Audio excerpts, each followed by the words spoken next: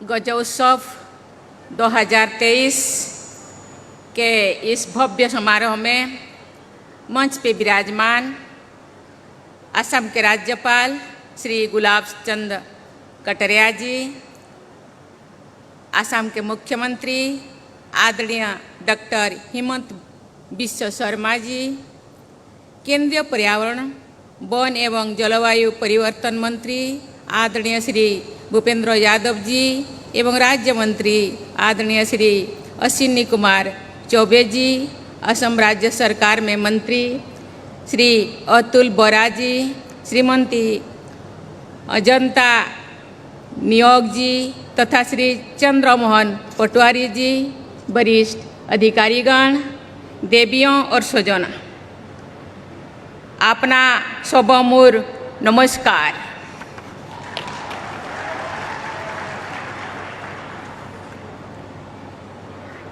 गजोत्सव का उद्घाटन करके मुझे बहुत प्रसन्नता हो रही है। भारत सरकार द्वारा प्रायोजित प्रोजेक्ट एलिफेंट के 30 वर्ष संपन्न हो रहा है। उस महत्वपूर्ण प्रोजेक्ट से में जुड़ी इस उत्सव के आयोजन के लिए केंद्र सरकार के पर्यावरण वन एवं जलवायु परिवर्तन मंत्रालय तथा असम गवर्नमेंट के सीएम, गवर्नर, वन विभाग के सभी कर्मचारियों एवं अधिकारियों को मैं सराहना करती हूँ, नमस्कार करती हूँ। हाथियों की सुरक्षा करना, उनके नेचुरल हैबिटेट का संरक्षण करना तथा एलिफेंट कॉरिडोर को बाधा रहित बनाए रखना प्रोजेक्ट एलिफेंट के प्रमुख उद्देश्य है। साथ ही ह्यूमन एलिफेंट कॉन्फ्लिक्ट से जुड़े समस्याओं का समाधान करना इस प्रोजेक्ट का लक्ष्य भी है और चुनौती भी है। ये सभी उद्देश्य एक दूसरे से जुड़े हुए हैं। कैप्टिव एलिफेंट्स के हित में कार्य करना भी प्रोजेक्ट एलिफेंट का उद्देश्य है। ह्यूमन एलिफेंट कॉन्फ्लिक्ट सदियों से एक मुद्दा बना हुआ है। प्राचीन संस्कृति कवि त्रिपुरारी पाल ने लिखा था कि हाथी का बंधन में डालकर मनुष्यों को अपनी बुद्धिमत्ता का गर्व नहीं करना चाहिए। ये तो हाथी का शांत और विनयशील स्वभाव है, जिसके कारण वो बंधन को स्वीकार कर रहा है। यदि क्रोध से आकर वो अपने विनय को छोड़ दे तो वो सब कुछ तहस नहस कर सकता है।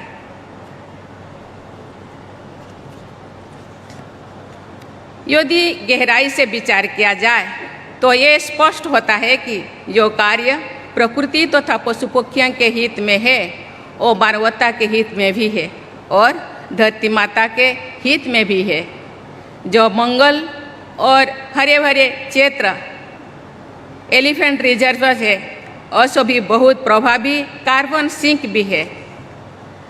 इसलिए ये कहा जा सकता है कि हाथियों को संरक्षण के साथ सभी देशवासी लाभान्वित होंगे तथा वो क्लाइमेट चेंज की चुनौती का सामना करने में भी सहायक सिद्ध होंगे। ऐसे प्रयासों में सरकार के साथ साथ समाज की भागीदारी भी जरूरी है। देवियों और स्वजनों, प्रकृति और मानवता के बीच एक बहुत पवित्र रिश्ता होता है। ये रिश्तों की पवित्रता ग्रामीणों और आदिवासी समाज में अभी भी दिखाई देती है। अकादमी अवार्ड से पुरस्कृत documentary film the elephant whisperer में इसी पवित्र रिश्ते की समझाते हुए ये दिखाया गया है कि कट्टू नायक समुदाय के लोग जब जंगल में जाते हैं तो वे अपने पैरों में कुछ नहीं पहनते हैं। सामान्य रूप से लोग अपने जूते चप्पल उतार के ही पवित्र स्थानों पर जाते हैं। मैं जब आज जीप सफारी में गई, यहाँ के वन्य अधिकारियों में भी मुझे समझा रहे थे। यहाँ के वन्य अधिकारी कर्मचारी जो वहाँ जाते हैं वो पैर में जूते नहीं पहनते। ये बहुत अच्छी चीज़ है। प्रकृति का सम्मान करने की ये संस्कृति हमारे देश की पहचान रही है। भारत में प्रकृति और संस्कृति एक दूसरे से जुड़ी रही है। और एक दूसरे के पसंद प्राप्त करते हैं। हमारी परंपरा में हाथी या गजराज सबसे अधिक सम्मानित रहे हैं। पूजा अर्चना में गजानन अर्थात हाथी की मुखाकृति वाले श्री गणेश जी का पूजन सबसे पहले किया जाता है। देवताओं के राजा इंद्र की सवारी गजराज ऐरावत का प्रभावशाली वर्णन प्राचीन ग्रंथों में मिलता है। भारत की शास्त्रीय नृत्य विधाओं में गजलेला गति या प्रसन्न होकर आगे बढ़ते हुए हाथी की चाल की कलात्मक प्रस्तुति की जाती है। हाथी को हमारे देश में समृद्धि का प्रतीक भी माना गया है। हमारे देश की परंपरा के संदर्भ में ये सर्वथा उचित है कि ये भव्य गजानन को भारत के नेशनल हेरिटेज एनिमल का स्थान दिया गया है। हाथी की रक्षा करना हमारी नेशनल हेरिटेज की रक्षा करने की राष्ट्रीय उत्तरदायित्व का महत्वपूर्ण हिस्सा भी है। हाथी को बहुत बुद्धिमान और संवेदनशील माना जाता है। हाथी भी मनुष्यों की तरह एक सामाजिक प्राणी है। वो परिवार के साथ और समूह में रहना पसंद करता है। यदि समूह के एक हाथी पर कोई संकट आता है तो सभी हाथी इकट्ठा हो जाते हैं और उसकी सहायता करते हैं। यदि कुछ अनहोनी हो जाती है सभी एक साथ दुख की अभिव्यक्त करते हैं। ये बातें मैं इसीलिए कह रही हूँ कि हाथी तथा अन्य जीवधारियों के लिए हम सबको उसी तरह संवेदना और सम्मान का भाव रखना चाहिए जैसे हम मानव समाज के लिए रखते हैं। मैं तो ये भी कहना चाहूँगी कि निस्वार्थ प्रेम का भाव पशु पक्षियों में अधिक होता है। उनके मानव समाज को सीखना चाहिए। वन विभाग के अधिकारियों तथा इस क्षेत्र से जुड़ी अन्य सभी संस्थाओं का ये प्रयास होना चाहिए कि यदि कोई हाथी अपने समूह से बिछड़ जाए और जंगल से बाहर आ जाए तो उसे हर संभव प्रयास करके उसके परिवार और समूह से वापस मिला दिया जाए। जैसे मेले में भूले के बच्चे को उनके माता पिता से मिलाया जाता है। यदि किसी कारण से उन्हें वापस उनके परिवार से ना मिलाया जा सके तो उन्हें बहुत प्यार से अपने पास रखना चाहिए।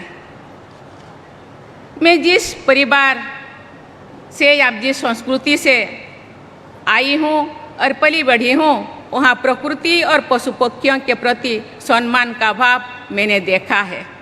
झारखंड, पश्चिम बंगाल और ओडिशा में रहने वाले हाथी भी मेरे जन्म स्थान के क्षेत्र से गुजारते रहते हैं। सभी बच्चों को हाथी बहुत प्यारे लगते हैं। मुझे भी बचपन से ही हाथियों से लगाव रहा है। वे अकारण किसी भी तरह का नुकसान नहीं करते हैं। जब ह्यूमन एलिफेंट कॉन्फ्लिक्ट का विश्लेषण होता है तो यही पता चलता है कि हाथियों के प्राकृतिक आवास या आवागमन में अवरोध पैदा किया गया है। अतः इस कॉन्फ्लिक्ट की जिम्मेदारी मानव समाज पर ही आती है। इसलिए मानव समाज को हमेशा संवेदनशील और सचेत रहना चाहिए और उनसे प्यार से व्यवहार करना चाहिए।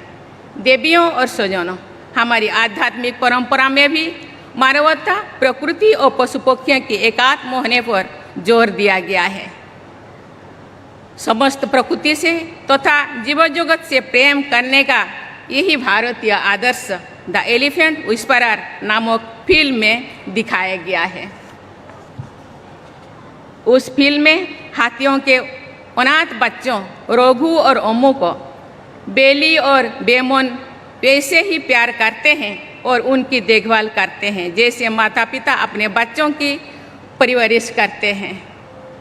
ऐसे बहुत से ग्रामीणों, आदिवासी और महावत परिवारों के लोग हाथियों को प्यार करते हैं, उनकी देखभाल भी करते हैं।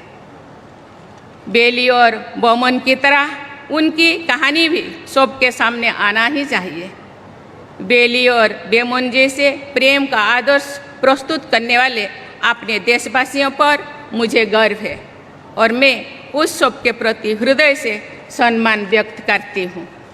देवियों और स्वजनों, असम के काजीरंगा नेशनल पार्क और मानस नेशनल पार्क केवल भारत ही नहीं बल्कि पूरी विश्व की अनमोल विरासत है। इसीलिए इन दोनों विशाल स्थान सुंदर उद्यान को यूनेस्को द्वारा वर्ल्ड हेरिटेज साइट का दर्जा दिया गया है। मुझे बताया गया है कि जंगली हाथियों की कुल संख्या की दृष्टि से असम का देश में दूसरा स्थान है। यहाँ मानव समाज की देखरेख में रहने वाले हाथियों की संख्या भी बहुत बड़ी है।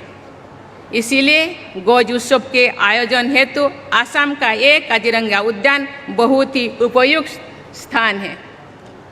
प्रोजेक्ट एलिफेंट तथा गौज उत्सव के उद्देश्यों में सफलता के लिए सभी स्टेक होल्डर्स को मिलकर आगे बढ़ना चाहिए। स्कूल के बच्चों में प्रकृति तथा जीव जंतुओं के प्रति जागरूकता और संवेदनशीलता का प्रसार करना बहुत ही महत्वपूर्ण कार्य है। हमारी सभी परंपरागत पर्व प्रकृति के लय के साथ जुड़े होते हैं। असम का रंगली बिहू भी प्रकृति के उल्लास को व्यक्त करता है। कल जब मैं यहाँ आई, आपके चीफ मिनिस्टर, हम सबके बहुत प्यारे हिमंत बिश्व शर्मा जी एवं गवर्नर साहेब यहाँ गजोत्सव के उद्देश्य से एक नृत्य संगीत का आयोजन किए थे। वहाँ भी बिहू का एक झलक हम लोगों ने देखा, क्योंकि मुझे लगता है मैं पब्लिक लाइफ में बहुत दिन से रही हूँ। बहुत सारे राज्य घूमने को मुझे मौका मिलता है, लेकिन बिहू, असम का बिहू थोड़ा अनन्य है, अभिन्न है। मैं उनको बहुत प्रशंसा करती हूँ। उनका विकास करना, उसको संजोए रखना, आगे बढ़ाना आप सबका काम है। मैं असम के सभी भाइयों और बहनों को रंगोली बिहू की अग्रिम बधाई देती हूँ। मैं गज उत्सव तथा प्रोजेक्ट एलिफेंट की सफलता के लिए अपनी शुभकामनाएं व्यक्त करती हूँ। हमारे देश प्रकृति और जीव जंतु के संरक्षण के आदर्श प्रमुख करेगा, ये प्रस्तुत करेगा। इस विश्वास के साथ मैं आप सबको बहुत बहुत धन्यवाद देती हूँ। काल में जब मैं एयर ट्रिप से यहाँ आ रही थी, बहुत सारे भाई बहन आवाड़ वृद्ध बने थे, बच्चों से लेकर सीनियर सिटीजन तक मुझे आदर और सम्मान के साथ मुझे स्वागत किया। मैं अभिभूत हूँ। आप लोगों का स्नेह, आप लोगों का आदर, आप लोगों का हॉस्पिटैलिटी मैं कभी नहीं भूलूंगी। ये केवल मेरे लिए नहीं, ये तो आसाम का संस्कृति और परंपरा है। हॉस्पिटैलिटी आप लोगों के रग रग में है। मुझे लगता है इसको आप बनाए रखना, क्योंकि एक टूरिज्म स्टेट है।